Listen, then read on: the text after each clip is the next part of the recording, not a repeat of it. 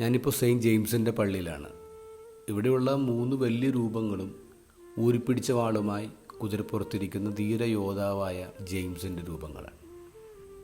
ഈ രൂപത്തിന് പിന്നിലൊരു ചരിത്രമുണ്ട്. 9-ാം നൂറ്റാണ്ടിൽ സ്പെയിനിൽ നടന്ന ബാറ്റിൽ ഓഫ് ക്ലാവിയോ എന്ന യുദ്ധത്തെ ആസ്പദമാക്കിയാണ്. ക്രിസ്ത്യൻസിന് മൂർസ് ആക്രമിക്കുമ്പോൾ ജെയിംസ് കുതിരപ്പുറത്ത് വന്ന് അവരൊക്കെ കൊന്നു കളഞ്ഞു എന്നാണ് പറയുക.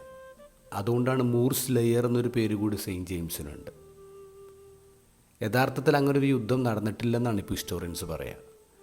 അതൊരു മിത്തിക്കൽ ബാറ്റിൽ എന്നാണ് പറയുക.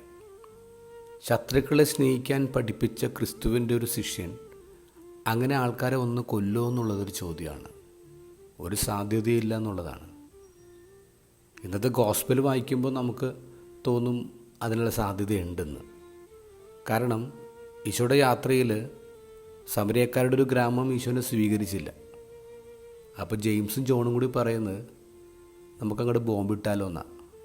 ഈശോ അവരെ ശകാരിക്കുന്നുണ്ട്. എന്നിട്ട് വേറെ ഗ്രാമത്തിലേക്ക് കൊണ്ടുപോവാണ്. ഈ ജെയിംസും ജോണും ഷോർട്ട് ടെമ്പേർഡാന്ന് നമുക്കറിയാം. അതുകൊണ്ട് തന്നെ ആയിരിക്കണം ഇടിവെട്ടിൻ്റെ പുത്രന്മാരെന്ന് വിളിക്കുക. പക്ഷേ പിന്നീട് അവരുടെ ലൈഫിൽ വലിയ മാറ്റം ഉണ്ടായിട്ടുണ്ട്.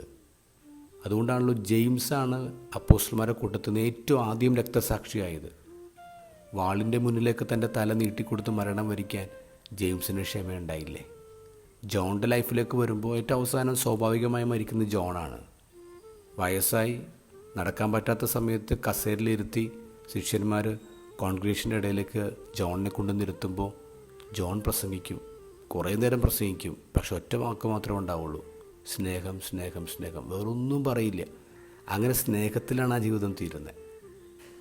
ഇത് ഗോസ്പലിൻ്റെ അവസാനത്തെ വാക്ക് അവർ മറ്റൊരു ഗ്രാമത്തിലേക്ക് പോയി എന്നാണ് പറയാം. ഒരു റിജക്ഷൻ്റെ ഗ്രാമത്തിൽ നിന്നും ഒരു അക്സെപ്റ്റൻസിൻ്റെ ഗ്രാമത്തിലേക്ക് ഈശോ ഈ 2 ശിഷ്യന്മാരെ കൂട്ടിക്കൊണ്ടുപോവാണ്. മറ്റൊരു ഗ്രാമം. നമുക്കും പോകണം മറ്റൊരു ഗ്രാമത്തിലേക്ക്. സ്നേഹം മാത്രമുള്ള ഗ്രാമത്തിലേക്ക്, അക്സെപ്റ്റൻസിൻ്റെ ഗ്രാമത്തിലേക്ക്.